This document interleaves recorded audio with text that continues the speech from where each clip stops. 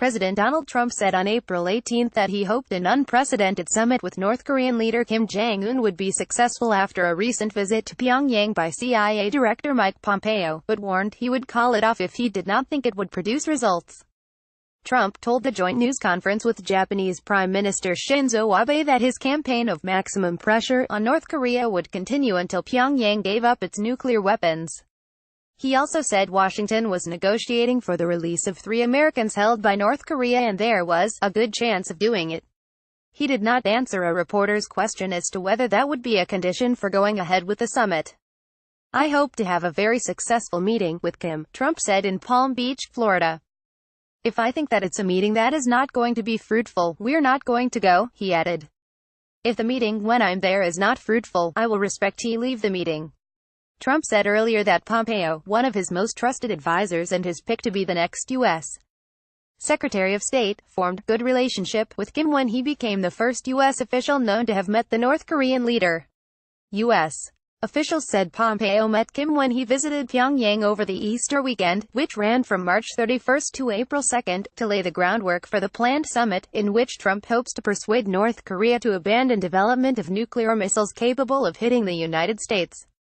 Mike Pompeo met with Kim Jong Un in North Korea, Trump tweeted earlier. "Meeting went very smoothly and a good relationship was formed. Details of summit are being worked out now. Denuclearization will be a great thing for the world, but also for North Korea," a senior administration official said. Pompeo brought up the case of the 3 American prisoners with Kim in North Korea and that the United States was hopeful for their release. Pompeo's visit provided the strongest sign yet of Trump's willingness to become the first serving U.S. president to meet a North Korean leader. Trump said on April 17 that he believed there was a lot of goodwill in the diplomatic push, which he has said could take place in late May or early June. Officials said the visit by Pompeo was arranged by South Korean intelligence chief Soo-hoon with his North Korean counterpart, Kim Jong-chul, and was intended to assess whether Kim was prepared to hold serious talks about giving up his nuclear weapons. They said Pompeo's conversations in Pyongyang fueled Trump's belief that productive negotiations were possible, but far from guaranteed. They said no site had yet been chosen for a summit. Pompeo flew to North Korea from a U.S. Air Force base in Osan, south of Seoul, an official with South Korea's defense ministry said. Pompeo told his Senate confirmation hearing last week for Secretary of State that he was optimistic a course could be set at a Trump-Kim summit for a diplomatic outcome with North Korea, but added that no one was under any illusion that a comprehensive deal could be reached at that meeting. Pompeo said the aim would be an agreement such that the North Korean leadership will step away from its efforts to hold America at risk with nuclear weapons, and that Pyongyang should not expect rewards until it takes irreversible steps. News of Pompeo's trip came as South Korean President Moon Jae-in was preparing for his own summit with Kim on April 27, with a bid to formally end the 1950–1953 Korean War a major factor. As one of the plans, we are looking at a possibility of shifting the Korean Peninsula's armistice to a peace regime, a top South Korean presidential official told reporters in Seoul. But that's not a matter that can be resolved between the 2 Koreas alone. It requires close consultations with other concerned nations, as well as North Korea, South Korea and a U.S.-led UN. Force have remained technically at war with North Korea since the Korean War ended with a truce, not a peace treaty. The U.S.-led United Nations Command, Chinese forces and North Korea signed the 1953 armistice, to which South Korea is not a party.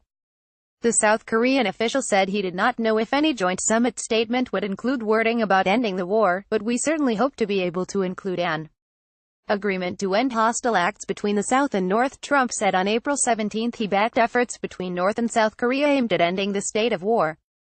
Such discussions between the 2 Koreas, and between North Korea and the United States, would have been unthinkable last year when North Korea conducted repeated missile tests, detonated its largest ever nuclear bomb, and said the United States was now within range of its weapons.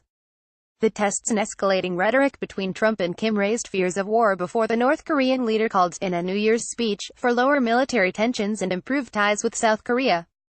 Amid the diplomatic flurry, CNN reported that Chinese President Xi Jinping planned to visit Pyongyang soon, after Kim made a surprise trip last month to China, Pyongyang's sole major ally. Despite China's traditional friendship with North Korea, Beijing has been angered by Kim's weapons development and backed successive rounds of UN economic sanctions, from which Pyongyang is seeking respite. On April 18, finance ministers from the Group of Seven industrialized countries issued a statement saying they were concerned about North Korea's evasion of sanctions and its ability to access the international financial system. Trump, North Korea, summit.